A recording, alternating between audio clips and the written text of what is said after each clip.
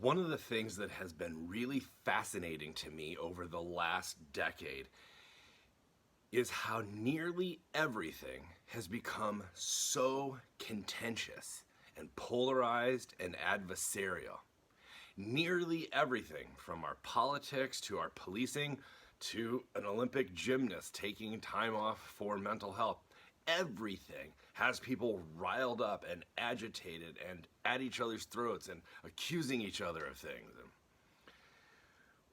while that's fascinating on its own, the part that really intrigues me is that people can't see in our binary system of left and right, conservative and liberal, Democrat and Republican, fundamentalist and right, all of these spectrums that we draw, that we put these polarized extremes on, that people can't see that they're actually two sides of the same coin, and what is operating, what connects them, the name of the coin, is actually individualism. Why would I call it an ideology of individualism? Well, an ideology in this sense is a governing structure, a mentality, a value system that is operational, though it may not be examined. It functions, right? It has power and pull, but often below the register of a stated belief system. It's assumed, it's baked into the bread, if you will. And individualism is the operating ideology of both the left and the right, conservative, liberal, Republican, Democrat. In fact, on our spectrum, you have conservatives, which are really conservative individuals. They prioritize the individual on certain issues. And that those that they're so opposed to and adversarial towards, the liberals and vice versa, are actually just their cousins on the other side. They also prioritize the individual, but just on the mere image of issues, that it's actually a photo negative in some sense. And this weird, unspoken, sort of unnamed ideology operates very powerfully to keep people talking past one another and not really able to comprehend the other side's priorities sometimes. So, for instance, when issues of abortion rights come up for conservatives, they focus on the unborn versus the liberal that focuses on the rights of the woman. Policing matters, right? The arrested on one, the enforcement officer on the other. But it's all rooted framed in individualism. I am shocked often that both my very conservative friends and family and my super liberal friends and family don't know either that it's operating within their thought structure or how it could possibly be the priority of the other. They can't see it. And this is why I call it an ideology, that it is unnamed. And that's one of the reasons it's so powerful, is that it's assumed.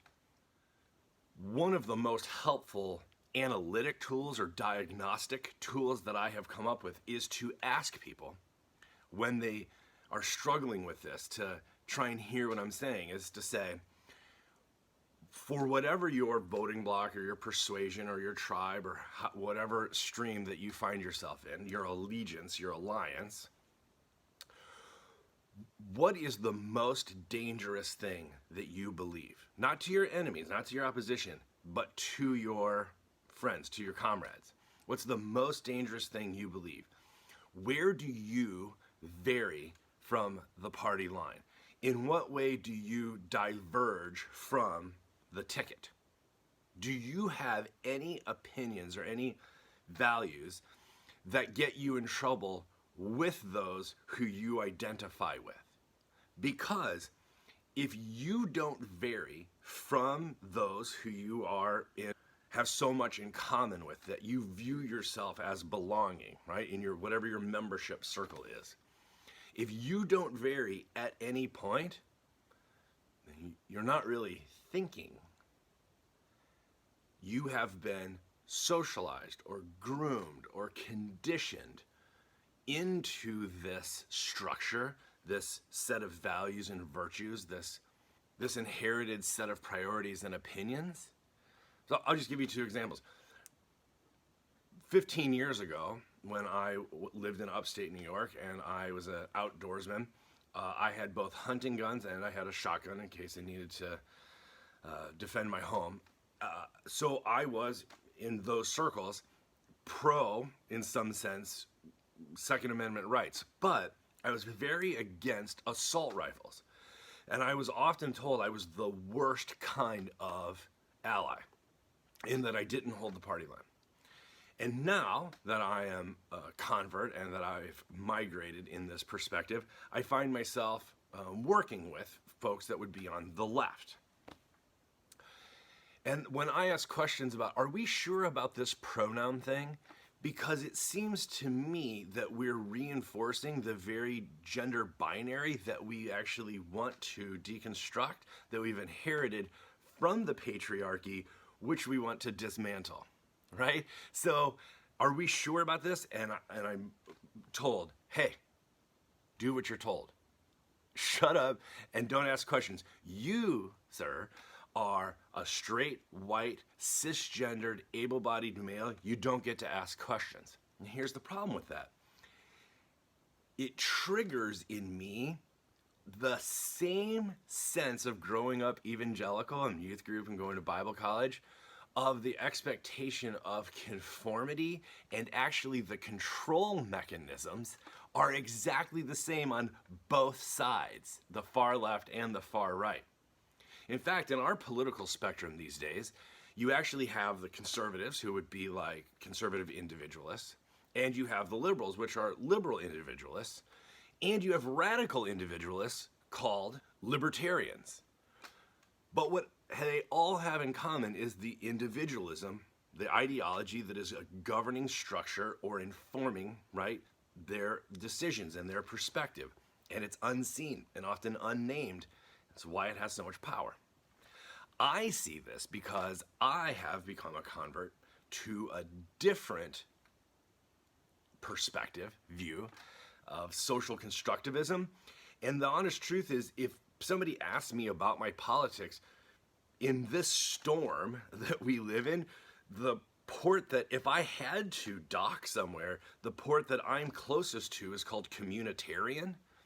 But even they have some things that concern me about the inherited expectations of citizenship and community participation from a very racist and patriarchal structure like you can find in Aristotle and so many of the other ancients that they quote.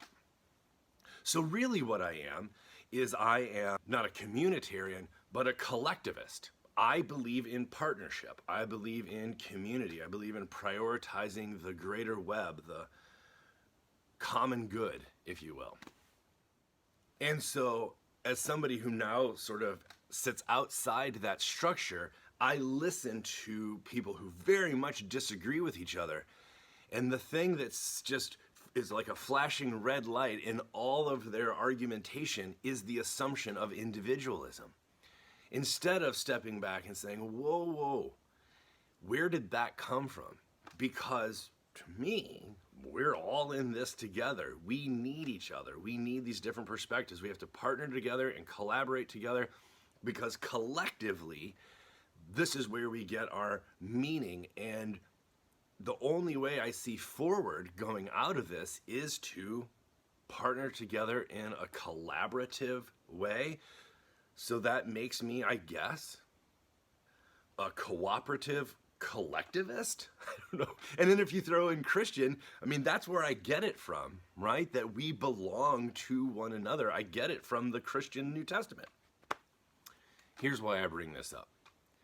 Many people are discouraged and dismayed, even depressed, about the current state of affairs in our society. So clearly the road that got us into this mess, we either have to backtrack out, which I don't know that we can do, on that same road, which I doubt would be very successful, or we've got to take a different road out of here. And if it is this assumption, this ideology that operates in individualism that has gotten us in this mess, then it itself has to be questioned. And here's why I find this super important. Because when people think that they are free, or that these are my opinions, or these my convictions, right? I'm just being true to myself. They don't understand that actually it's not that simple. You don't entirely, you have some free will, some autonomy within the options that are in front of you, but you don't have a full menu of options to select from. For instance, I cannot be a woman in India in the 1600s, right? That's not on the menu. But within my inherited social location now, I can make certain decisions within that limited menu of options. So the best analogy that I have found to help people understand this starts with language.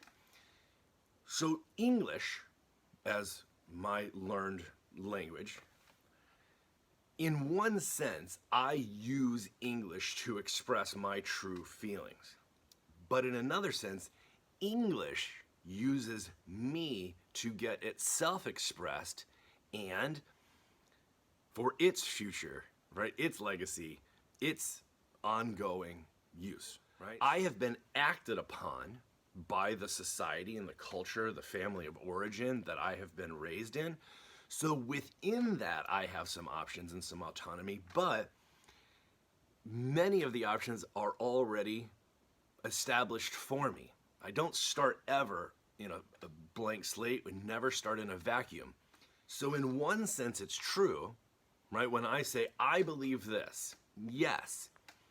But if I don't have the ability to both account for and attend to where that has come from, then I lose the ability in some sense to see how somebody else could possibly see it different than me. And then they become the problem. So when it comes to issues, whatever the issue is we want to address, right? Let's say police reform. Whenever I hear an RE word like reform, whatever, or somebody says, I want to reclaim this truth, or we need to revitalize this organization, whenever I hear an RE word, I always want to stop and say, hold on. Before you say reform, let's bracket out the RE and let's do an experiment. In what ways have we been formed? By what are we informed? And how has that transformed us who are asking for the reform? Because even the capacity to conceptualize what reform would look like comes from a limited menu of options that I have inherited, been socialized into, groomed by, and conditioned for. So yes, I do have a definite opinion. I do have definite convictions, but they are within a structure that has been constructed socially and determined for me what I view as my options, and then I make a selection from those virtues and values that I hold. So I've both been acted upon, and within that structure I act. But unless this individualism is named, we're going to continue to talk past each other and yell at each other so loud that the volume gets turned up and we can't hear each other. So I just wanted to throw this out. I don't know if you'll find this helpful. If you have any questions about how I can be clearer in a future video, please let me know, but I will look forward to your feedback. And please share this with anybody you think might be agitated by it, or intrigued by it, or compelled by it, or inspired by it. See you in the next video.